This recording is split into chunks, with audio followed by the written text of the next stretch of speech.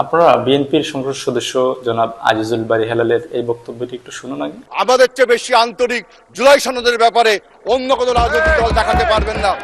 এই জুলাই সনদে সর্বপ্রথম আমরা স্বাক্ষর করেছি। আমাদের আগে আপনারা স্বাক্ষর করেননি। আমাদের পরে জামাত ইসলাম স্বাক্ষর করেছে এবং এনসিপি সবার শেষে স্বাক্ষর করেছে। ওকে, ফাইন। তিনি বলছেন জুলাই চার্টার নিয়ে আপনারা কেন এত কথা বলছেন। বিএনপি সর্বাগ্রে জুলাই চার্টারে স্বাক্ষর করেছিল। তিনি এটি বোঝাতে চেয়েছেন যে এখানে এনসিপি এবং জামাত তারা পরে স্বাক্ষর করেছে, তারা আগেই স্বাক্ষর করেছিলেন এবং জুলাই সনদের ব্যাপারে। সো এখন তারা কেন জুলাই সনদ নিয়ে এত কথা বলছেন। হ্যাঁ, বিএনপির সাংসদ এই বক্তব্যটি আমি সঠিক মনে করি, তিনি সঠিক বলেছেন যে বিএনপি আগে স্বাক্ষর করেছিল। কিন্তু বাংলা ভাষায় আরেকটি কথা আছে যে অতি ভক্তি চুরের লক্ষণ।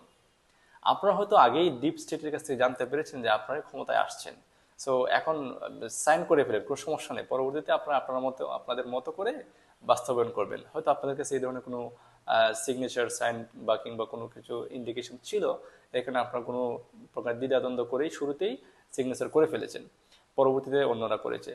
তারপরে সেটা হলো কি হলো আপনার নির্বাচনের সময়ে আপনার তারেক রহমান অনেকগুলো জনসভা করলেন, কিন্তু কোথাও তিনি জুলাই সনদে হা ভোট দেওয়ার জন্য তিনি কোনো ক্যাম্পেইন করলেন না।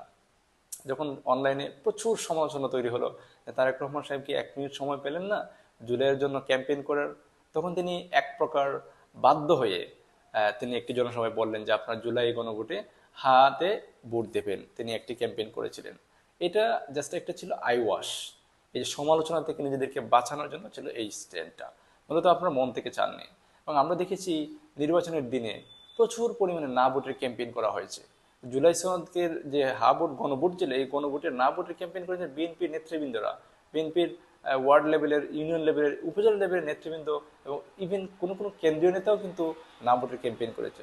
সো আপনি যে বলছেন যে আপনারা জুলাই আগে স্বাক্ষর করেছেন, সবসময় কিন্তু আগে স্বাক্ষর করলেই এর প্রতি যে ভালোবাসা, প্রেম, মহব্বত থাকে এটা বোঝা যায় না। কখনো কখনো সেটা ওই যে দূরভিসন্ধিরও অংশ কিন্তু হতে পারে।